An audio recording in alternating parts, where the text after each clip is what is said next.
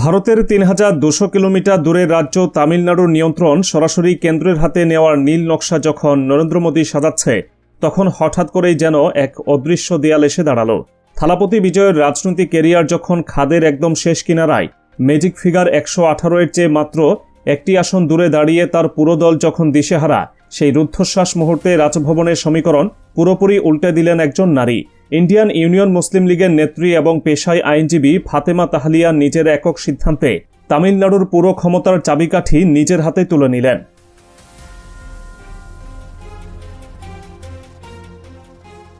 বিধানসভা নির্বাচনের ফলাফল প্রকাশের পর চেন্নাইয়ের আকাশ বাতাস তখন চরম অনিশ্চয়তায় ভারী। থালাপতি বিজয়ের দল ১১৭টি আসনে জয়লাভ করলেও সরকার গঠনের জন্য ওই একটি আসনের শূন্যতা পুরো রাজ্যকে এক ভয়াবহ সাংবিধানিক খাদের মুখে ঠেলে দেয়।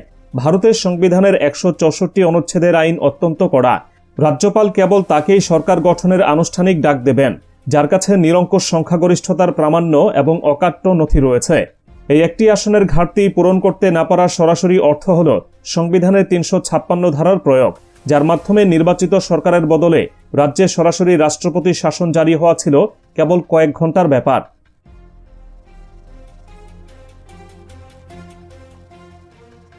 ঠিক এই চরম সংকটময় এবং দমবন্ধ করা পরিস্থিতিতে দৃশ্যপটে আসেন ফাতেমা তাহলিয়া। তিনি কেবল মুসলিম লীগের একজন সাধারণ নেত্রী নন, সুপ্রিম কোর্ট এবং হাইকোর্টের আইনি লড়াইয়ে তার নিত্য পদচারণা। পেশায় একজন তুখোড় আইনজীবী হওয়ার সুবাদে রাজনীতির মাঠের চেয়ে আইনের বইয়ের প্রতিটি লাইন তার নখদর্পণে। বর্তমান ভারতের রাজনৈতিক পরিস্থিতিতে যখন মুসলিমদের নানাভাবে কোণঠাসা করার একটি নিরন্তর প্রক্রিয়া চলমান, তখন একজন হিজাব পরিহিতা নারীর পক্ষে এমন একটি সাহসী সিদ্ধান্ত নেওয়ার স্পর্ধা দেখানো রীতিমতো ভারতের গণতান্ত্রিক ইতিহাসে এক বিরল ঘটনা। ফাতেমা খুব দ্রুতই পড়ে ফেলেন দিল্লির তৈরি করা সেই অঘোষিত পরোয়ানা। তিনি বুঝতে পারেন আর কয়েক ঘন্টার মধ্যে সমর্থন নিশ্চিত করতে না পারলে তামিলনাড়ু ধর্মনিরপেক্ষ কাঠামো এমন এক শক্তির হাতে চলে যাবে যা রাজ্যের সংখ্যালঘু মুসলিমদের জন্য এক গভীর অন্ধকার ডেকে আনবে।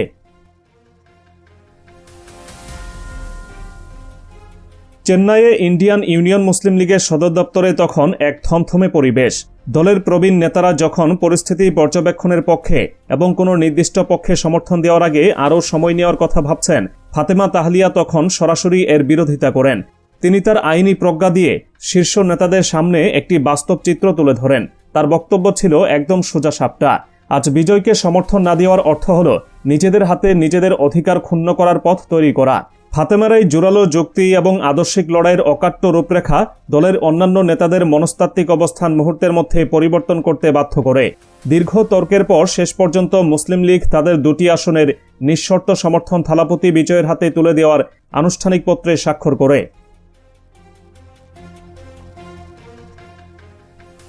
আর এই সাহসী ঘোষণায় তামিলনাড়ুর পুরো রাজনৈতিক মানচিত্র এক নিমিষে বদলে যায়। ১১৭ থেকে আসন সংখ্যা সরাসরি ১১৯-এ উন্নীত হওয়ার সাথে সাথে রাজ্যপালের টেবিলে থাকা রাষ্ট্রপতির শাসনের ফাইলটি চিরতরে বন্ধ হয়ে যায়। থালাপতি বিজয় লাভ করেন সরকার গঠনের পূর্ণাঙ্গ আইনি বৈধতা। কিন্তু ফাতেমা তাহলিয়ার রাজনৈতিক দৌড়ঝাঁপ এখানেই থেমে থাকেনি। তিনি খুব ভালো করেই জানতেন, মাত্র এক আসনের সংখ্যাগরিষ্ঠতা নিয়ে বিধানসভায় একটি শক্তিশালী এবং দীর্ঘমেয়াদী সরকার পরিচালনা করা অত্যন্ত ঝুঁকিপূর্ণ। যে কোনো সময় ছোট কোনো ভাঙন পুরো সরকারকে আবারও বিপদে ফেলতে পারে।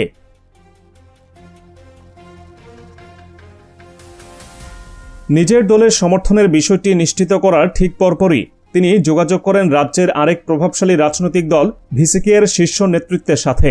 ফাতেমার এই পদক্ষেপটি ছিল সম্পূর্ণ তার নিজস্ব রাজনৈতিক দূরদর্শিতার ফসল। তিনি ভিসিকে নেতাদের সাথে সরাসরি আলোচনায় বসেন এবং বোঝাতে সক্ষম হন যে একটি স্থিতিশীল ধর্মনিরপেক্ষ সরকার গঠনের জন্য এই মুহূর্তে তাদের উপস্থিতিও সমান জরুরি। তার এই নিরলস রাজনৈতিক যোগাযোগ এবং অকাট্য যুক্তির কাছে নতি স্বীকার করে ভিসিকেও তাদের পূর্ণ সমর্থন বিজয়ের জোটে যুক্ত করার আনুষ্ঠানিক ঘোষণা দেয়। ফলে ১১৯-এর জোট গিয়ে পৌঁছায় ১২১ আসনে। একটি অত্যন্ত নড়বড়ে ভিত্তির উপর দাঁড়িয়ে থাকা সরকার মুহূর্তের মধ্যে লাভ করে এক অকল্পনীয় স্থায়িত্ব। প্রধানমন্ত্রী নরেন্দ্র মোদী সাজানো পুরো দাবার বোর্ডটি ফাতেমা তাহলিয়ার এই নিখুঁত চালে পুরোপুরি লণ্ডভণ্ড হয়ে যায়।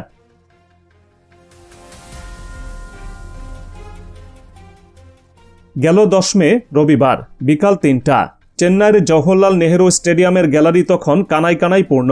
লাখো জনতার গর্জন আর বাঁধ ভাঙা উচ্ছ্বাসের মাঝে থালাপতি বিজয় যখন মুখ্যমন্ত্রী হিসেবে শপথবাক্য পাঠ করছেন, তখন পুরো স্টেডিয়ামের মনোযোগের অন্যতম কেন্দ্রবিন্দুতে ছিলেন ফাতেমা তাহলিয়া। শপথ গ্রহণের পর নতুন মন্ত্রিসভার সদস্যদের পরিচয়ের সময় বিজয়ের শরীরী ভাষা এবং চোখের দৃষ্টি স্পষ্ট জানিয়ে দিচ্ছিল, এই মুসলিম নারীর সময়োপযোগী এবং অকুতভয় সিদ্ধান্ত না থাকলে আজকের এই শপথ মঞ্চ হয়তো কোনোদিনই তৈরি হতো না। তাকে আজ রাজভবনের লাল গালিচার বদলে বিরোধী দলের আসনে বসে রাজপথের লড়াইয়ে নামতে হতো। সংসদীয় গণতন্ত্রের কাঠামোতে ছোট দলগুলোর ভূমিকা কতটুকু নির্ণায়ক হতে পারে তার একটি বড় উদাহরণ আমরা বাংলাদেশ এবং ভারতের শাসনতান্ত্রিক ইতিহাসে বহুবার দেখেছি। জনগণের ম্যান্ডেট যখন কোনো একক দলকে নিরঙ্কুশ ক্ষমতা দেয় না, তখন ছোট দলগুলোর আদর্শিক অবস্থানই পুরো দেশের বা রাজ্যের ভবিষ্যৎ গতিপথ নির্ধারণ করে। বাংলাদেশের সংবিধানেও ঠিক একইভাবে সংখ্যাগরিষ্ঠতার অকাট্য প্রমাণ ছাড়া সরকার গঠনের কোনো সুযোগ রাখা হয়নি। ফাতেমা তাহলিয়া প্রমাণ করে দিয়েছেন, বিধানসভায় মাত্র 2টি আসন থাকলেও যদি সঠিক নেতৃত্ব এবং মেরুদণ্ড সোজা রাখার সাহস থাকে, তবে যে কোনো বৃহৎ রাজনৈতিক আগ্রাসন রুখে দেওয়া সম্ভব।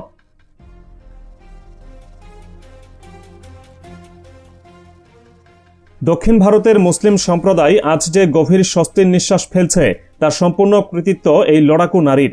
ভারতের সামগ্রিক রাজনীতিতে যখন সংখ্যালঘুদের অধিকার নানাভাবে চেপে ধরার খবর প্রতিদিনের সংবাদপত্রের প্রধান শিরোনাম হয়, তখন গণতান্ত্রিক কাঠামোর ভেতর থেকেই কিভাবে ক্ষমতার ভারসাম্য তৈরি করতে হয় তা ফাতেমা তাহলিয়া হাতে কলমে শিখিয়ে দিয়েছেন। তিনি কোনো পেশিশক্তি বা অর্থের পাহাড় ব্যবহার ছাড়াই স্রেফ মেধা, আইন এবং সাহসের জোরে থালাপতি বিজয়কে রাজ্যের মসনদে বসিয়েছেন। এটি এমন এক ঘটনা যা ভারতের সংখ্যালঘু রাজনীতির ইতিহাসে একটি নতুন অধ্যায় হিসেবে লিখিত থাকবে।